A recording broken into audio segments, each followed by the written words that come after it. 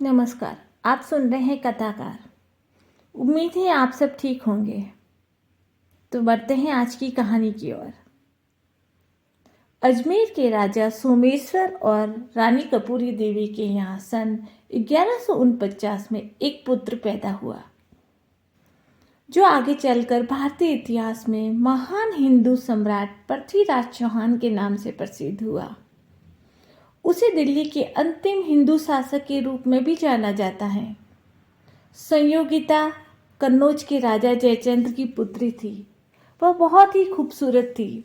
उसने पृथ्वीराज की वीरता के अनेक किस्से सुने थे, इसलिए वह अपनी सहेलियों से पृथ्वीराज के बारे में जानकारी लेती रहती थी। एक बार दिल्ली से पन्ना राय चित्रकार दिल्ली के सौंदर्य और राजा पृथ्वीराज के कुछ दुर्लभ चित्र लेके कन्नौज आया हुआ था। राजकुमारी संयोगिता को जब ये पता चला तो उसने चित्रकार को अपने पास बुलाया और पृथ्वीराज का चित्र देखने का आग्रह किया। पृथ्वीराज का चित्र देखते ही वो मोहित हो गई। चित्रकार पन्ना ने राजकुमारी का चित्र बनाकर उसको पृथ्वीराज के सामने प्रस्तुत किया और राजकुमारी के मन की बात बताई, जिन्हें सुनकर और चित्र देखकर पृथ्वीराज ने भी राजकुमारी संयोगिता को पसंद कर लिया। दोनों का प्रेम परवान चढ़ रहा था, लेकिन संयोगिता के पिता कन्नौज के महाराज जयचंद्र की पृथ्वीराज से दुश्मनी थी।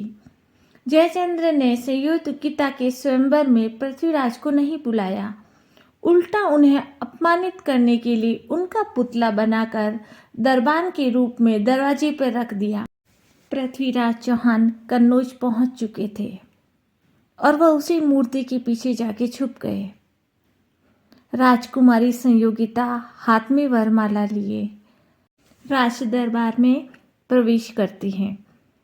वह सभी राजाओं और राजकुमारों को अनदेखा करते आगे बढ़ती ही चली जा रही थी। वह हाथ में माला लिए ठीक वहां पहुंची जहां पृथ्वीराज का पुतला बनाया गया था। वह आगे बढ़ी और माला पृथ्वीराज के उस पुतले के गले में डाल दी। यह देखते ही पृथ्वीराज बेधड़क स्वयंवर में आए और सबके सामने राजकुमारी की सहमति से उनको अगवा करके अपनी राजधानी ले गए। वहां पहुंचकर दोनों ने शादी कर ली। कहते हैं कि इसी अपमान का बदला लेने के लिए जयचंद्र ने मोहम्मद गौरी को भारत पर आक्रमण करने का निमंत्रण दिया। गौरी को 17 बार पृथ्वीराज ने हराया। 18वीं बार गौरी ने पृथ्वीराज को धोखे से बंदी बनाया और अपने देश ले गया। वहां उसने गर्म सलाखों से पृथ्वीराज की आंखें फोड़ दी। गौरी ने पृथ्वीराज से अंतिम इच्छा पूछी।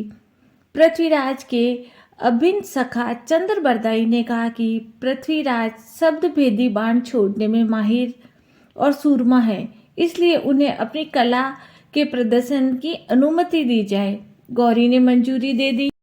प्रदर्शन के दौरान गौरी ने जैसे ही अपने मुंह से शाबाश लफ्ज निकाला, उसी समय चंद्रबरदाई ने पृथ्वीराज से कहा, 4 बास 24 गज, अंगुल अष्ट प्रमाण ता ऊपर है सुल्तान, मत चूको रे चौहान। चंद्रबरदाई ने शब्दों के इशारे से पृथ्वीराज को ये बता दिया था कि गौरी का सिंहासन कितना दूर है, कितना ऊंचा है और वो कहाँ पे बैठा है।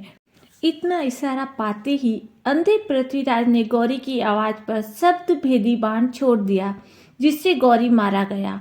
अपनी दुर्गति से बचने के लिए चंद्रबरदाई और पृथ्वीराज दोनों ने एक एक कर एक दूसरे का वध कर दिया। जब संयोगिता को इस बात की खबर मिली तो उन्होंने भी सती होकर अपनी जान दे दी। इस तरह एक खूबसूरत प्रेम कहानी का अंत हो गया। तो आपको हमारी ये कहानी कैसी लगी? अगर आपको हमारी ये कहानी अच्छी लगी हो तो प्लीज़ हमारे चैनल को लाइक, शेयर एंड सब्सक्राइब कीजिए। और हाँ, आप अपने इतिहास से प्यार करते हैं तो हमारे चैनल को सब्सक्राइब ज़रूर कीजिए। और आप चाहते हैं कि हम आपके स्टेट की भी ऐतिहासिक कहानियाँ सुनाएं तो प्लीज़ आप मेरे इंस्टाग्राम अकाउंट पे अपनी उस कहानी को लिख के मुझे सेंड ज़रूर करें। मैं पूरी कोशिश करूँगी कि आपकी कहानियों को भी मैं सुनाऊँ।